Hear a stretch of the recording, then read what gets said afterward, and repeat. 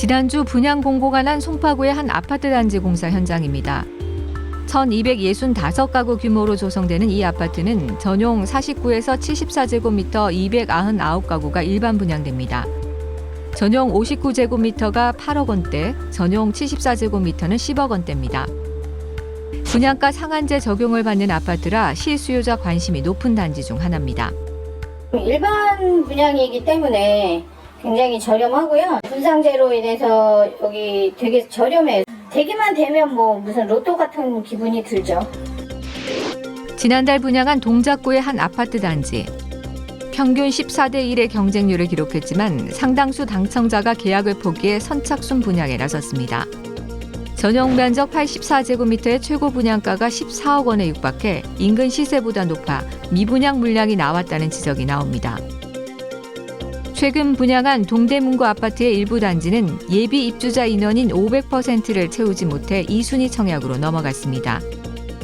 이문 휘경 뉴타운의 대장 단지로 꼽히지만 전용 면적 84제곱미터의 최고 분양가가 13억 원이 넘어 예비 청약자들에게 부담이 된 것으로 보입니다. 청약은 일단 했지만 실제 계약으로 이루어지지 못해서 무순위로 다시 물량이 출회되는 분양시장의 모습들이 서울 알짜 지역에서도 나오고 있는 상황이고요. 당분간 분양시장이 더 양극화되는 현상은 이어질 수 있다고 보여집니다. 서울 청약시장은 상반기까지만 하더라도 서울에서 공급된 상당수 단지가 완판됐지만 하반기 들어서는 다른 분위기입니다. 실수요자들은 시세 대비 저렴한 분양가 상한제가 적용되는 규제 지역이나 공공택지 분양 물량 등에 관심을 가지고 있습니다. 높아진 분양가와 함께 금리 인상도 부담으로 작용합니다.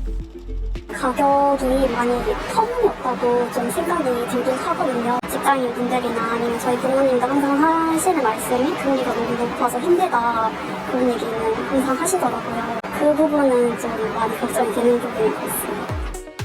여기에 소득에 상관없이 9억 원 이하 주택을 고정금리로 최대 5억 원까지 대출받을 수 있는 특례 보금자리론도 폐지되면서 내 집 마련을 하려던 무주택 서민들의 고심이 깊어지고 있습니다.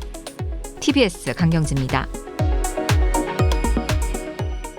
네, 영상에서 보니까 청약에 당첨되고도 계약을 포기한 곳도 있고 또 2순위 청약으로 넘어간 곳도 있습니다. 높은 분양가 때문이겠죠. 반대로 분양가 상한제를 적용받아서 인근 시세보다 저렴하게 나온 곳도 있던데 청약 결과가 어떻게 나올지 또 계약으로 어떻게 연결이 될지 궁금해집니다. 박은정 감정평가사와 좀 더 자세한 얘기 나눠보겠습니다. 안녕하십니까? 네, 안녕하세요. 네, 최근 서울 분양시장 열기가 상반기 때와는 좀 다른 것 같습니다. 어떤 이유 때문이라고 보십니까? 일단 청약 시장이 굉장히 과열됐던 시기, 이 시기는 이제 부동산 시장도 화랑을 겪는 시기였거든요. 이 시기에는 이제 서울 같은 경우는 수백 대 1의 경쟁률을 보였었는데 시장이 얼어붙으면서 작년에 이제 가격이 많이 떨어지는 모습이 나타났고 이러다 보니까 소위 말하는 안전 마진을 확보할 수 있을 거라는 기대감이 사라지고 이러다 보면 투자자들의 참여가 적어지게 되고 이러면서 경쟁률의 하락으로 이어지게 됐었는데요. 근데 이런 부동산 시장의 경착륙 상황을 막기 위해서 이제 올 초에 1.3 대책을 통해서 청약 시장에 대해서도 많은 규제를 풀어줬습니다. 그 중에 하나가 중도금 고액 아파트에 대한 중도금 대출에 대한 제한을 풀어줬고 또 청약 지역에 대해서도 좀 규제를 완화해주면서 어떻게 보면 이제 꺼져가던 청약 시장에 투자자의 참여까지 유도를 하면서 시장에 이제 불을 지피는 이런 상황이 이어졌고 그러다 보니까 이제 경쟁률이 다시 살아나는 모습이 나타났거든요. 근데 이런 완화적인 조치로 인해서 경쟁률이 올라가긴 했었는데 다시 이제 또 시장이 좀 얼어붙는 모습이 나타나는데 상대적으로 분양가는 내려오지 않고 있거든요. 그러다 보니까 이게 내가 청약을 해서 당첨이 되더라도 이 고분양가를 감당하고라도 어떤 이익이 있을 거다라는 기대치가 낮아지면서 실질적인 고민을 하게 되고 또 어떤 분양가에 대한 부담이라든가 자금 조달 부분에 있어서도 지금 금리 상황이 너무나 안 좋고 앞으로도 이 상황이 장기간 유지될 거로 예상이 되고 또 대출 조건 같은 경우도 이제 조금 예전보다는 규제가 많은 상황이기 때문에 이런 부담감 때문에 이제 수요 심리가 좀 약화되고 있는 모습으로 이어지고 있다고 생각을 합니다. 네, 말씀하신 대로 이제 분양가는 높아지고 또 금리는 오르고 대출 규제도 강화되고 수요자들을 주춤하게 하는 요인들이 많은 것 같습니다. 이런 상황에서 이제 조금 전에 분양시장 분위기를 짚어봤는데 전반적인 주택시장이나 부동산 시장의 분위기는 어떻다고 보시나요? 그러니까 청약시장과 좀 네. 같이 간다고 보시면 될 것 네. 같은데요. 작년 같은 경우에 서울 아파트 거래량 기준 해가지고 1천 건을 밑도는 상황이 꽤나 오랜 시간 지속이 되면서 거래가 안 되다 보니까 가격은 하락하는 이런 조정의 모습이 나타났었거든요. 네. 근데 이게 이제 부동산 시장의 경착륙을 우려했던 시기였는데 1.3 대책 이후로 거래량도 늘어나고 이 거래량의 이면에는 특례 보금자리론이라든가 아니면 이제 50년 초장기 모기지 네. 상품 등의 도입을 통해서 사람들이 대출을 활용해서 즉 레버리지를 활용해서 시장에 들어오는 사람들이 생겨났고 그러면서 거래량이 좀 증가를 했다가 이 대책이 이제 종료된다고 선언이 되고 실질적으로 이제 고금리가 미국의 고금리 상황이 이제 곧 이제 피벗이 일어나서 금리가 좀 내려올 거다라는 기대치가 있었는데 이게 하반기가 됐음에도 오히려 더 길어질 거다라는 예상이 나오다 보니까 이제 수요 유입이 좀 줄어드는 상황이 벌어지고 있습니다. 그리고 네. 또 이렇게 이제 수요가 반짝 살아났음에도 불구하고 시장의 매물이 소화되지 않는 현상이 일어나고 있거든요. 올 초에 서울의 아파트 매물량이 6만 건 정도 됐었는데 지금 8만 건이 넘어가는 상황으로 이어지고 있고 이 얘기는 일부 수요가 유입이 돼서 물건이 소진이 되면서 가격이 반등되는 모습이 나타날 수는 있지만 이 수요가 어떤 시장의 공급을 지금 초과할 수 있을 만큼 그래서 다시 가격의 상승을 이끌기는 어려운 이런 상황이라는 걸 보여주는 거거든요. 네. 즉 이제 매도자가 팔고 싶어하는 금액은 일부 수요가 들어와서 조금 올라갔지만 대부분의 매수자는 아직 참여를 할 수 있는 정도의 가격 수준이 아니다 보니까 이 가격 합의가 이루어지기 전까지는 당분간 이제 좀 시장의 경색이 계속되지 않을까 이렇게 생각을 합니다. 네, 지금 시중은행들도 잇따라 주택담보대출 금리를 올리고 있는 상황인데요. 무주택자나 이제 서민들 입장에서는 그래도 지금이 적기가 아닐까 이런 생각을 할 수도 있을 것 같은데 이런 상황에서 지금 집을 사기에는 어떻다고 보십니까?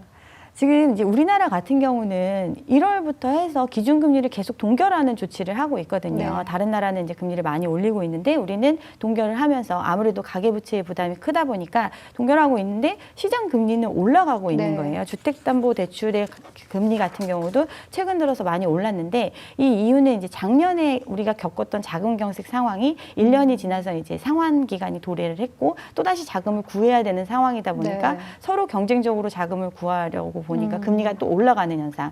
그래서 기준금리는 그대로지만 시장금리는 올라가는 현상이 일어나고 있거든요. 네. 이 얘기는 이제 전반적인 시장이 어떻게 보면 디레버리징의 사회이고 돈을 구하기가 어렵고 그만큼 상대적으로 높은 금리를 주지 않으면 돈을 구할 수 없는 시장이기 그렇죠. 때문에 이 상황이 계속해서 이어질 수밖에 없어요. 그리고 또 미국의 기준금리랑 이제 우리나라가 지금 역전차도 지금 큰 네. 상황이고 고금리가 장기화가 예정되는데 과거에 우리가 체감했던 2, 3%대의 금리로 쉽게 돌아갈 수 있는 상황은 아니거든요. 이 얘기는 지금 지는 어떤 부채의 규모를 생각을 했을 때 이 부담감이 상당 기간 지속될 수 있고 이걸 계속 이제 내가 끌고 갈 수 있는 여력이 있는지에 대해서 고민을 해야 된다고 생각을 합니다. 주택 가격이 아직 하향 조정되지 않은 상태에서는 과도한 레버리지를 질 수밖에 없는데 그 부담감은 쉽게 이제 그러니까 네. 줄어들 수 있는 상황이 아니니까 조금 더 이제 주택 시장의 가격 조정이 이루어지고 난 다음에 시장에 참여하셔도 되지 않을까 좀 관망하는 자세를 보이셨으면 좋겠습니다. 네, 좀 관망하는 것이 좋겠다. 지금은 이런 의견을 주셨습니다. 올해 초에 출시됐던 9억 원 이하 특례 보금자리론이 폐지가 됐습니다. 정부가 서민과 실수요자 내 집 마련을 돕기 위해서 내놓은 정책이라고 했는데 1주택자도 신청을 할 수가 있었거든요. 폐지가 바람직하다고 보십니까?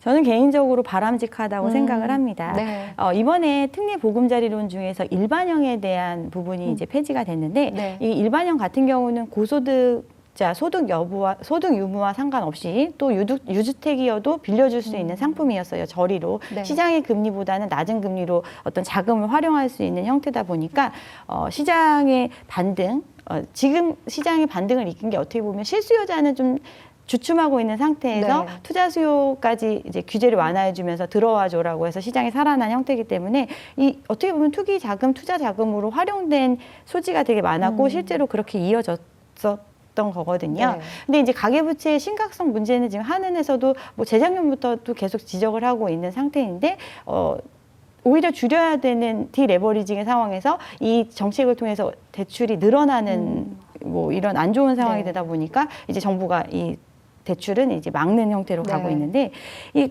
가계부채의 수준이 너무나 심각하고 네. GDP 대비해서 저희 나라 같은 경우는 100%가 지금 넘어가는데, 전세 보증금까지 포함하면 140% 가까이 돼서 네. 세계 1위 정도의 부채 규모를 가지고 있고, 이게 이제 경제 성장을 저해할 수준이기 때문에 한은과 네. 이제 정부가 입장 차이가 좀 있는 이런 현실에서 또 다시 이제 시장의 연착륙을 막기 위해서 또 이제 대출을 추가적으로 더 해준다.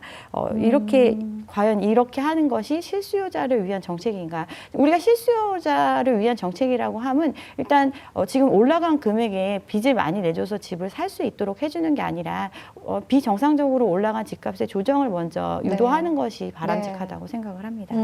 우리나라 이제 부채 규모와 이제 전반적인 내가 감당할 수 있는 수준이냐 이런 네. 것들도 생각해 봐야 된다는 말씀 해주셨고, 일단은 그 특례 보금자리로는 해제가 바람직한 것 같다라는 이제 개인적인 의견을 주셨습니다. 실질적인 실수요자를 위한 정책은 좀 아니었다 이런 뜻으로 이제 네. 해석이 되고요. 그렇다면 앞으로 정부가 무주택 서민들을 위해서 내놔야 하는 정책은 좀 어떤 방향으로 가야 한다고 보십니까? 실질적으로 이제 우리가 코로나 이전부터 풀린 유동성, 그리고 코로나로 인해서 막대하게 풀어준 유동성 네. 때문에 자산 가격에 거품이 많이 생겨난 상태이고, 어떤 소득과 어떤 자산 가격의 괴리가 너무 심한 상태이면서 이게 부채로 인한 거기 때문에 네. 이 부분에 대한 조정이 필요하다라는 거를 인식하고 있는 지금 현재잖아요. 네. 근데 지금 정책이 노력을 해야 되는 부분이 지금 집값이 올라간 부분을 일단 과도하게 올라간 부분이 네. 거품이 빠지는 과정을 이제 사회에 충격 없이 질서 있게 가는 방향으로 가야 되는데, 집값의 수준을 유지하면서 빚을 더 내주겠다, 자금을 빌려주겠다, 이런 쪽의 정책에 초점을 맞추고 있어요. 네. 그러다 보니까 어떻게 보면 조정의 폭이 그리 크지 않았음에도 경착륙을 우려하면서 더 상황을, 빚을 내주는 정책을 통해서 더 상황을 악화시킨 게 아닌가 이렇게 생각이 됩니다. 네. 그래서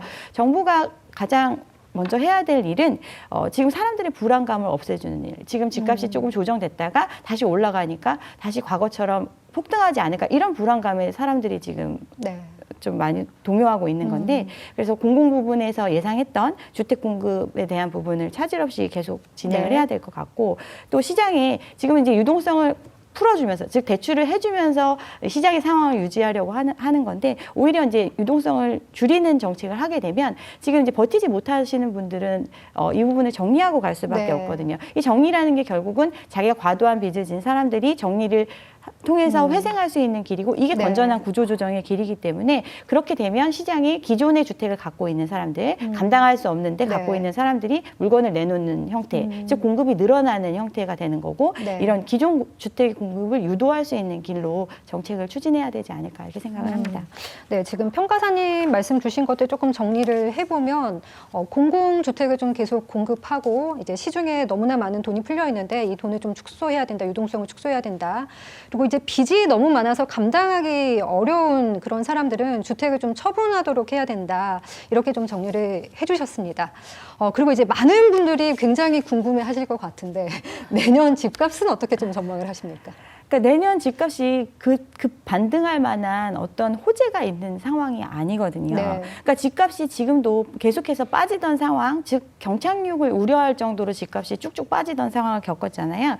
이 빠지다가 다시 반등하게 된 이유를 생각을 해보면, 대출을 풀어주고 또 이 고금리의 상황이 아주 상당 기간 갈 거라고 예상하지 않고 그냥 잠깐에 그칠 거다. 네. 이렇게 생각을 했기 때문에 사람들이 참여하면서 시장의 반등을 이끌었던 거거든요. 일부 수요가 유입이 되면서 이제 시장의 반등이 일어났는데, 네. 지금 다시 보면 상황은 바뀌었어요. 바뀐 건 아니죠. 계속 이제 장기간 이제 고금리의 상황이 갈 거고, 대출은 더 이상 해줄 수 없는 입장이거든요. 네. 이렇게 되는 상황에서 내년에 과연 집값이 더 오를까?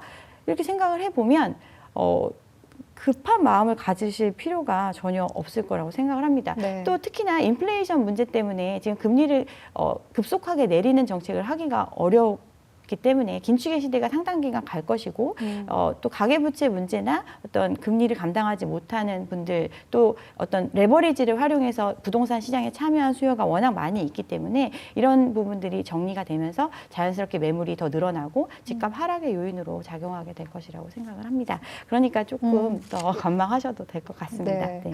계속해서 좀 관망하는 게 좋겠다라는 말씀 주셨습니다. 급하게 서두를 것 없다 이런 말씀 주셨고요. 집값이 오를 만한 요인이 보이지 않는다. 또 이제 대출이 지금 내기가 어려운 것도 집값 하락 요인이 될 수 있다. 이제 뭐 이런 식으로 정리를 할 수가 있을 것 같습니다. 높아진 분양가에 또 금리 인상에 9억 원 이하 특례 보금자리 폐지로 내 집 마련하려고 했던 무주택자들은 지금 이런 상황에서 굉장히 이제 고심에 빠졌을 것 같은데요. 그래도 이제 앞으로 주택 없는 분들은 그래도 사셔야 될 텐데 어떤 전략을 좀 세워서 좀 계획을 해 나가면 좋을까요? 일단은 지금 매수를 희망하시는 분들은 결코 불리한 입장이 아니라는 거를 인식하시고 조금 더 마음의 여유를 가지고 시장을 바라보셔야 된다고 생각을 네. 합니다. 그러니까 지금 상황이 결국은 돈을 많이 풀어서 많이 벌려놓은 시장에서 돈이 줄어드는 시장이 됐기 때문에 이들이 돈을 어디서 조달하지 못하면 다 지금 위험한 상황에 있는 거예요. PF 네. 시장도 마찬가지고 또 어떤 역전세 문제도 집주인들이 과도한 레버리지를 활용한 것과 같은 건데 이 문제가 해결이 안 돼서 지금 일단은 연명 조치를 통해서 지금 연장해 놓고 있는 상황이잖아요. 결국은 이런 분들이 이제 정리가 되는 시점, 결국은 계속해서 이 상황을 이끌어줄 수 있을 만큼의 유동성을 공급할 수 없는 시장이기 때문에 어떤 한계에 몰린 거는 매수자 입장이 아니라 오히려 이제 자산을 가지고 있는 쪽에 있다고 볼 수 있으니까 조금 여유를 가지시라고 말씀을 드리는 거고 지금까지의 시장은 이제 계속해서 오른다는 시장이다 보니까 오른다는 걸 기대한다는 거는 내가 지금 무리해서 집을 보유를 하더라도 나중에 이제 리세를 통해서 어떤 이 자금을 회수하고 이 상황을 정리할 수 있을 거다라는 기대감이 있는 시장인데 앞으로는 어떻게 보면 이 자산의 처분이 지금도 매물이 쌓여 있지만 네. 환가가 안 되고 있는 상황이잖아요. 어떻게 보면 내가 주택을 정말 재화처럼 매입을 해서 계속해서 유지해 나가야 되는 상황이 일반적이 될 수 있기 때문에 최대한 어떤 레버리지를 내가 감당할 수 있는 범위 안에서 레버리지를 활용하시고 싸게 구입을 하시는 게 좋기 때문에 이제 네. 좀 내년 집값 추이를 보고 자신이 감당할 수 있는 레버리지 범위 안에서 주택 구입을 고민해 보셔도 네. 될 거라고 생각을 합니다. 네, 계속해서 해주시는 말씀이 서두를 것 없다. 좀 일단은 시장 상황을 지켜보면서 관망하자 이런 말씀 주셨고요. 무엇보다도 내가 주택 구입을 위해서 지불해야 할 비용이 감당할 수 있는 수준이냐 이걸 꼭 따져봐야 한다고 조언을 해주셨습니다. 박은정 감정평가사였습니다. 오늘 말씀 고맙습니다. 네, 감사합니다.